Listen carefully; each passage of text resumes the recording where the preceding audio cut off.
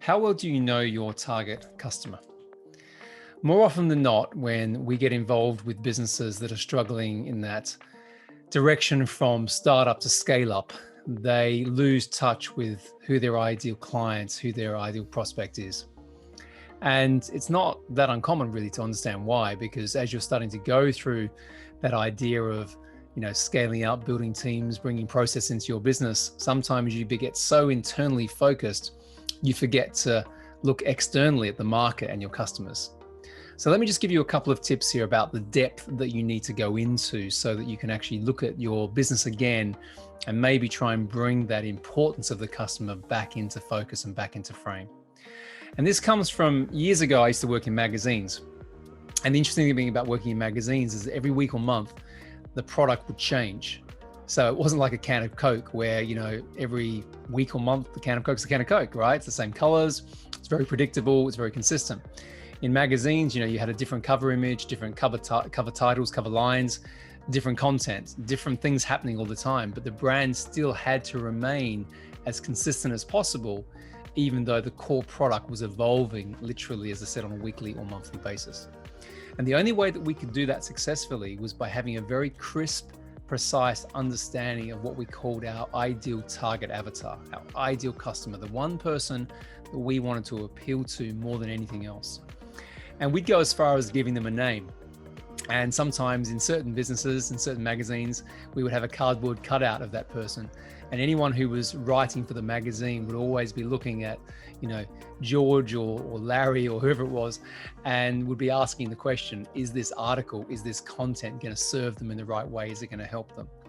Now, it sounds a little bit formulaic, but I have to say it was hugely powerful. And we managed to be able to build multi-million dollars and pounds magazine businesses, empires off the back of this philosophy, because we were always thinking about the customer as the most important thing and very much top of mind.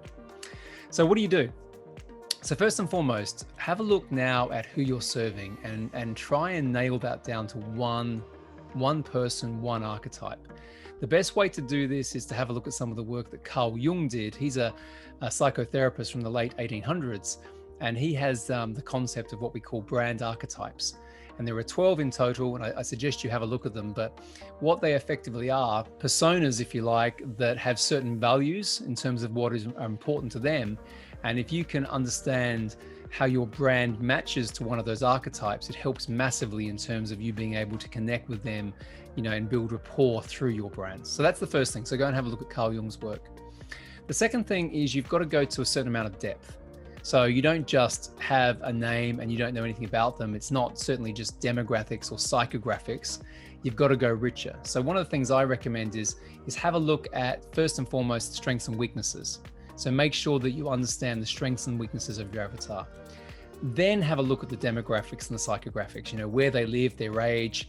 Profiling like that is important, but it's only part of the story. You also want to look at their behaviors. You want to look at their mindset. How do they show up? What's important to them?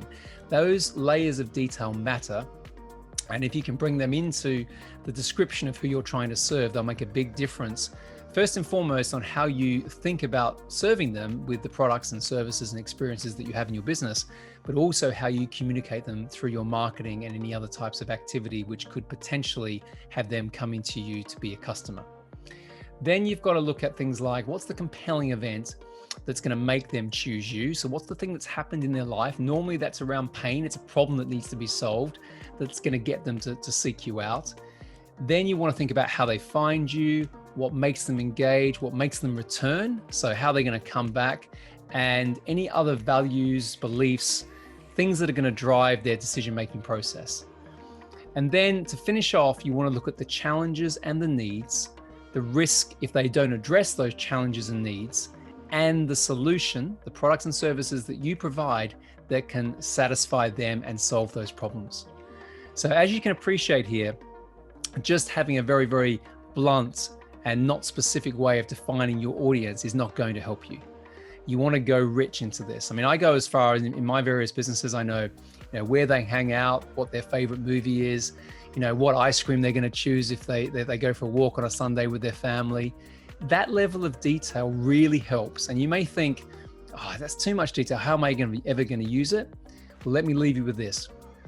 Every time I record an episode of Scale Up Your Business, I'm always thinking of the ideal person, the ideal target avatar that I want to influence, educate, inspire, appeal to. And if I help that one person through every episode that I put out, my job is done. But of course, by being so precise and being so clear, I'm managing to help many, many more than just that one.